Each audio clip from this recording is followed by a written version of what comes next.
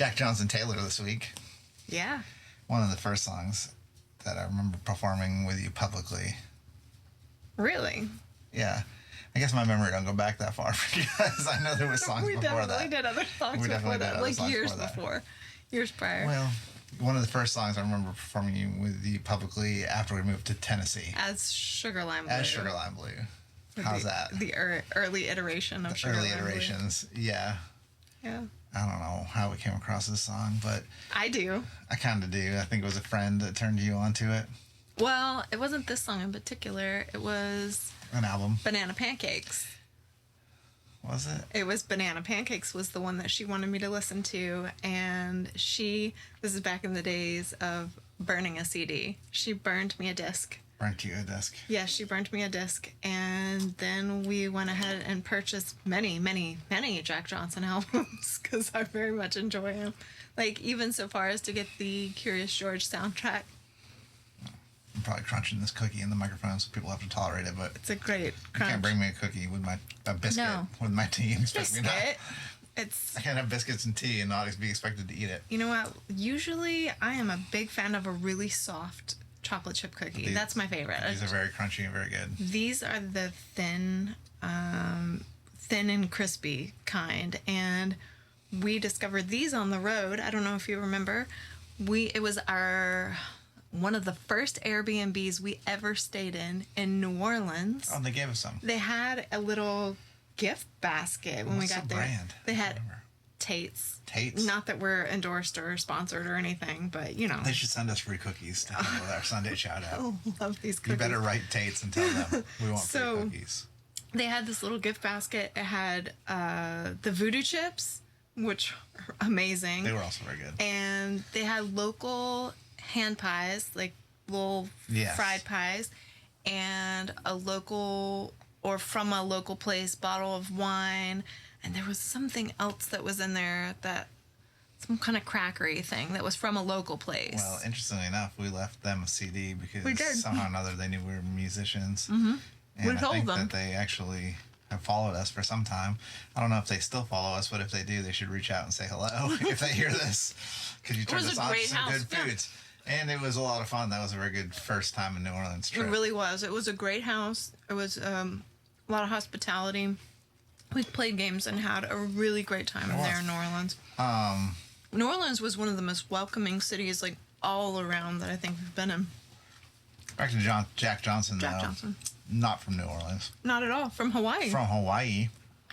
And graduated from Hawaii, high school in Hawaii, I believe. And is there just the one? Maybe. I don't think so. That's silly. One per island? I'm not sure. I don't know how big. I have no reference point to know how big the cities are in Hawaii. So, but I know that Jack Johnson's from Hawaii, and in the song they say the reference of 2,000 miles away from here is basically referencing Hawaii. So I kind of figured, especially because it was like the cold weather and just pretending you're somewhere else that's warm and pleasant. Controversies about this song, though, as to what it means, and I don't know what Jack Johnson says it means, but as we talk about songs, usually in the stories we tell ourselves. Well, I don't even know. Do you tell yourself stories? Yeah, of course I do. What's the controversy, though? So, some people say that it's a simple song that Jack just wrote for a friend of his, and I can't remember all the names. It was a friend of his daughter, and that Peter Patrick was like a fun name that he made for himself. Okay. And that it just is like a kind of a bedtime story for her, or just a fun song that he wrote for her. Okay. And supposedly I couldn't find where Jack Johnson had said that. Had a response for that or said that, but somehow or another that story is out there. But then there is a more, I guess, mischievous version of what the song is about, and that is that Taylor is like a sex worker, and that basically you have Sonny and who's the other person's name? Peter Patrick. Peter Patrick, and and basically you got the money pockets guy also at the end. Sonny is basically like the wife of Peter Patrick, and kind of like catches him with Taylor. That's why she's not letting him back in the house, type of deal. Oh. Well, I never got there. I never went. Okay, so let me. I never went there either. So what's the story that you told yourself about? So I, a lot of times I like unfocus on the lyrics, so I never complete my stories in my head. But that's okay. But there's also a third version that takes it at face value that Taylor works at a parking garage or like a parking lot where she's parking cars. A lot of people say that's a euphemism for sex work, saying that basically because she I thought dances, maybe they were getting that for the dancing. She gets a ticket to dance or whatever, but also parking cars, maybe that she actually is involved in sex work. However... See, I never took it there. I didn't take it there either, but I can see how people maybe I can see how you get there, yeah. Yeah, so I never went there myself, but I can definitely see how people went to that. Yeah, I can too. So what was the story you told yourself? So it was independent stories, but then it kind of comes back around. So I thought in the first verse about, I guess the first two verses that are together before the chorus, however you choose to look at the song, is about Taylor. And so she is, I always thought she wanted to be a dancer, like a professional dancer, but she couldn't because of her station in life. And so she's stuck doing toll booth or parking garage kind of stuff. That's kind of the feel that I got. Like she wants to be a dancer, but it's kind of her secret dream. Yeah. And she doesn't feel like she can get there. And the next verse is about a completely different character, Peter Patrick, and I have always really adored the line, he thinks that singing on Sunday is going to save his soul now that Saturday's gone. Yeah. Because it's very like condemning. You do some shady stuff on Saturday hoping that, you get redemption. And I've known people who've lived their lives like that, and I've not subscribed to that kind of lifestyle, but I understand the mindset. I'll be forgiven. You better to ask forgiveness than permission, sort of thing. And so he's a separate character trying to attain redemption, but somebody on the other side of that, like giving him pause, and also maybe it's his own self, because later in the verse it says sometimes he thinks he's on his way, but I can see his brake lights are on, and how it's always easier, or I can't say always, how it is very often so much easier to see the maze from above instead of being in the middle of it. Or sometimes it's easier to spot trouble in other people's lives. The flaws in your own. So then he's like a separate character. And then at the end, the whole tough enchilada filled up with nada, and you do what you got to do to get through the day, and maybe it's some stuff that you would rather not partake in, but you're trying to just survive. Trying to make it. Yeah, I think that's going back to, I think it's speaking to the angst of both of these characters and how you may not be doing it right. You're just trying to survive given the hand that you've been dealt. And you're always dreaming of something better. The whole dreaming of a better, like even the weather, dreaming of being in a place that's warmer and a little more conducive to a freer, spirited life, and how we're all just trying to survive, and how it's so easy to judge everybody else who's just trying to survive, who maybe you've had a leg up on. Yeah, and you have to think that, so many people think that they got it all figured out and everybody else doesn't. Right. Of course, there's always the aspect of being able to help out other people, but you should do it maybe from a way of not being conscious, being pious. Pious, yeah, Thinking of Pontius Pilate, I guess. Yeah, no, I came around to it. It took me a second. Don't be him either. No, don't be him either. But a good song. Also, I don't know if you've ever watched the video, but it actually has a really famous actor in the video. I haven't seen the video. Which is unusual for videos, right? Because most videos don't have really big budgets. I'm not how they really scored it, but it has Ben Stiller in the video. Okay.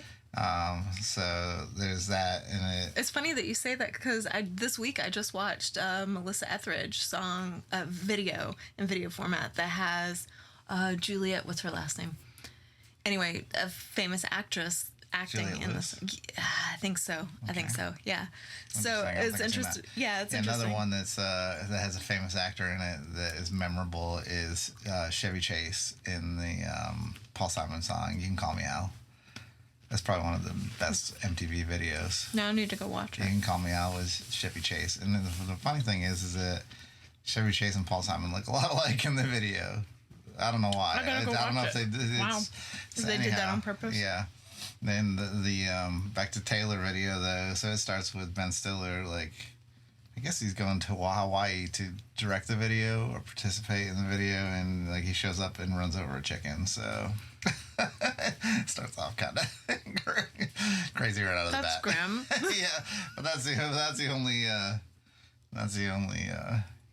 giveaway I'll say. I think Jack Johnson and his songwriting, because I have actively listened to a lot of his catalog, I think he's quietly subversive. I think that he definitely has like social commentary in the songs, which I like. But in a mellow delivery. It's not an in your face, not a you have to act on this. It's more of a, hey, do you think we might be able to do better? Well, it's kind of like, this is wrong. Like, he's blatantly saying things are wrong. Like a song like Cookie Jar, where he comes out and just says, I mean, he's basically painting a picture of a world that's not exactly the way anybody, I think, would want it to be. More consumable world, yeah. I think that, a lot of times that's one way as an artist to do it, is you just shine the light in an area or hold up the mirror. Yeah. You don't necessarily have to say, like, hey, you suck because you're doing this. Yeah. But you can, like, kind of just, like, here's what the world looks like. Well, we are all coming from different experiences and whatnot, and we do have it within our capacity, sometimes very limited capacity. We can all make small shifts and changes to make it better, especially if we're holding hands and going together and building each other up. Like, one of his songs that I feel like just the title kind of embodies what I'm talking about. It's called Mediocre Bad Guys. Yeah. Yes. Yeah, because it's not like they're pure evil folks out there, but by some people, by doing nothing or by doing just small steps toward the worst thing, you're a mediocre bad guy. Mm-hmm. I think that Jack Johnson's kind of how you would expect him. Like, if you know anything about him, like, I've read that he adopted the Green Initiative, like reduce, reuse, recycle, and I think he even has a song on the Curious George album. It's called Reduce, Reuse, Recycle. So reduce, reuse, recycle. So he kind of like stands for, a greener future, and then also, less, I guess, like influence by media. He kind of portrays that, like, let's not be so influenced by the things that we see on TV. Let's not be so influenced by, like, the media outlets. Let's, we can do things on our own. Like, let's, we can do things for the future of the planet and for our kids.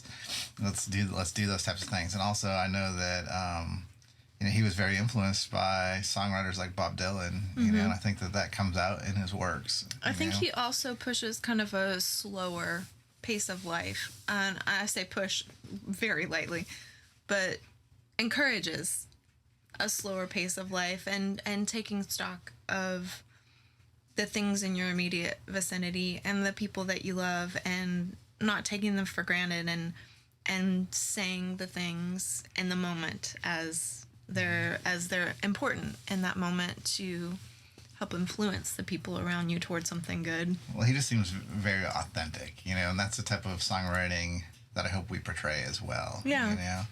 And that I would hope that more artists would go that way. And I love about Jack Johnson that he's had commercial success. And he's in an acoustic pop genre, Yeah, maybe. I would say maybe Ray LaMontagne, sort of similar or like parallel, maybe not the same. They give me the same sort of feeling, that authenticity. And I think that of art. It's good when artists like that succeed on authenticity, rather than what they think they should be, or trying to cater to like a need. I've never subscribed to the idea, and we've had it pushed upon us where, change because this is what's popular. This is more commercial. Do this because this is more sellable, or you could do this and sell more records, or you could do this. But I think that we've resisted ultimately the greatest form of art is staying true to yourself and what you do, commercially successful or viable or not. Exactly. Yeah, I think it hits where it needs to, and the people that need to have it and need to hear it and need to see it, need to be part of it, I think it sort of magnetizes if people are alert and aware and on look for the things that they need. I think that, for me as an artist, while it doesn't pay the mortgage for sure, but just one person, if you change one person's day through the art that you've done from a bad mood to a good mood, then you've had success. If you make one social construct, or you criticize a social construct that people question it, even they don't even have to change their mind, but if they question it, we've done our job. Well, that's kind of what we're saying. Like Jack Johnson is just holding a light to some things that are maybe they're not so bad, maybe they're not intrinsically evil, but by shifting our perception of them, we could make things better for a lot of people in the long run, and not just ourselves.